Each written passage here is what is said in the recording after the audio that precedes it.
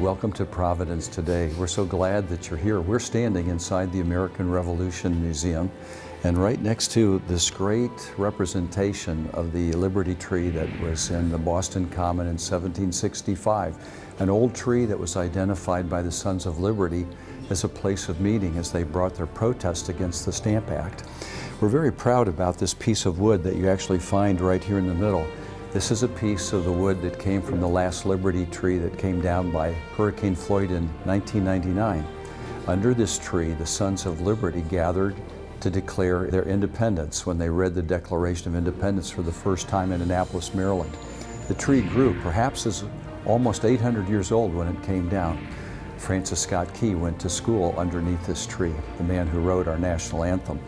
And if you look over on the other side of the display here, you'll actually find a quote from William Edis, Annapolis, Maryland, September 27, 1775. This morning early we were alarmed by the beating of drums and a proclamation for the inhabitants to assemble at the Liberty tree. That's the very tree we're talking about. Now notice alongside that coming up there's a pole and a cap. See the cap down here at the same time. This actually comes from the time of General Suetonius invading Phrygia. And at that time, he went and took a pileus, a cap from a slave, and put it on his battle lance and lifted it up.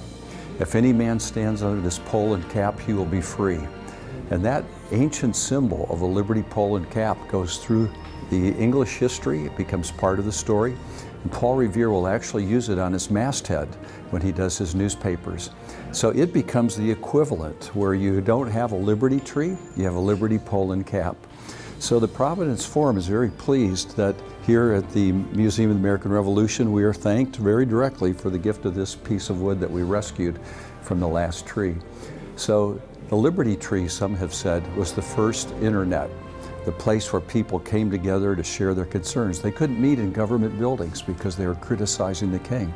So homegrown rule going right into the ground with the roots under a tree, this becomes the symbol of liberty.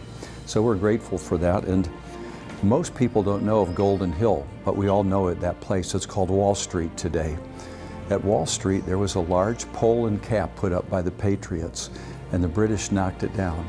A few days later the Patriots put up another mast with a cap on side, and it was knocked down. Some months passed, and then they woke up and there was an ironclad pole with a cap on top, and that began the homegrown resistance.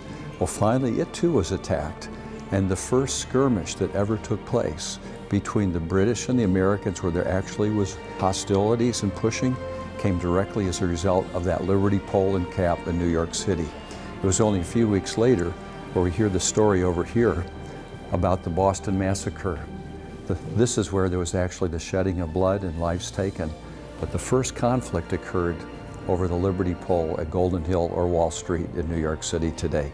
All of this is a direct part of the story of the Liberty tree.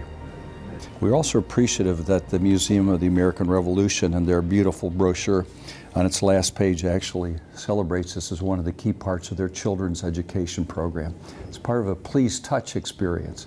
You can touch a piece of history right here. Well, this is Providence Today. Thanks for listening in.